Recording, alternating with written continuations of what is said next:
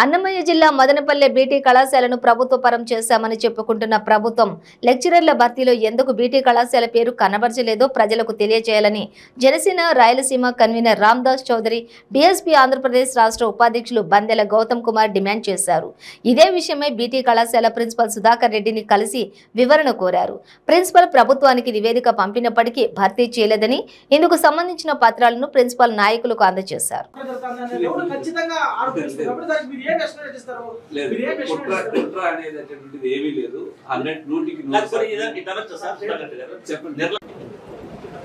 BT కళాశాలకు సంబంధించి BT కళాశాలను ప్రభుత్వ పరం చేయడమే కాదు, బీటీ కళాశాలను యూనివర్సిటీ చేస్తామని చెప్పుకున్న ప్రభుత్వం ఎంపీ మిథున్ రెడ్డి గారికి నేను సూటిగా ఒక ప్రశ్న చేస్తా ఉన్నా. ఈరోజు నిజంగానే మీరు బీటీ కళాశాలను ప్రభుత్వ పరం చేశారని చెప్పి నిర్ధారించుకుంటే ప్రజలను నిజంగా మేము మభ్యపెట్టడం లేదు, మేము మోసం చేయడం లేదు, బీటీ కళాశాల యొక్క ప్రతిష్టను మేము కాపాడే వాళ్ళమని చెప్పి మీరు కానీ చెప్పదలుచుకుంటే మిమ్మల్ని ఒకటి సూటుగా ప్రశ్నిస్తా ఉన్నా. ఈరోజు ఆంధ్రప్రదేశ్ రాష్ట్ర ప్రభుత్వం లెక్చరర్ల పోస్టు ఎక్కడైతే గవర్నమెంట్ డిగ్రీ కాలేజ్ ఎక్కడెక్కడైతే ఉన్నాయో ఆ లెక్చరర్ ఖాళీ పోస్టును ప్రభుత్వము భర్తీ చేసే సందర్భంలో ఖాళీ పోస్టును చూపించడం జరుగుతూ ఉంది. అన్నగారి చేతిలో ఉంది. ఈ యొక్క పోస్టులో ఈ యొక్క పేర్లను ఎక్కడైనా సరే బీటీ కళాశాల పేరు గవర్నమెంట్ డిగ్రీ కాలేజ్ అని చెప్పి ఎందుకు ప్రభుత్వం చూపించలేదు అని చెప్పి ఈ సందర్భంగా సూటిగా నేను ప్రశ్నిస్తా ఉన్నా. అదేవిధంగా నేను ఇంకో మాట మాట్లాడుతూ ఉన్నా.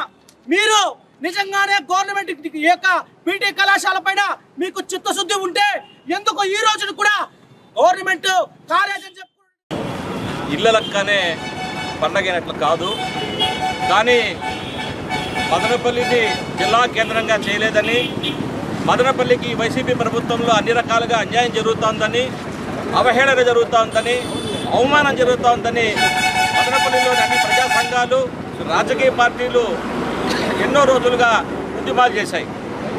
అట్లాగే నిర్వీర్యమైపోతున్న బీటీ కళాశాలని కాపాడాలని ఓల్డ్ స్టూడెంట్స్ అసోసియేషను, ఏఎస్ఎఫ్, ఇంకా ప్రజా సంఘాలు, తమ్ముడు గౌతము, బీఎస్పీ పార్టీ, లేకపోతే జనసేన పార్టీ అందరూ కూడా కాలేజీ బ్యాగు కోసము కాలేజీని క్షేమంగా ఉంచాలని అనేక సంవత్సరాలు పోరాటాలు చేస్తే మొన్న ఈ స్థానిక ఎమ్మెల్యే ఎంపీ గారు వచ్చి హడావిడిగా బీటీ కాలేజీని ప్రభుత్వ పరం చేసేసినాము అని చెప్పేటప్పటికీ ఓల్డ్ స్టూడెంట్స్గా ఊరి సిటిజన్గా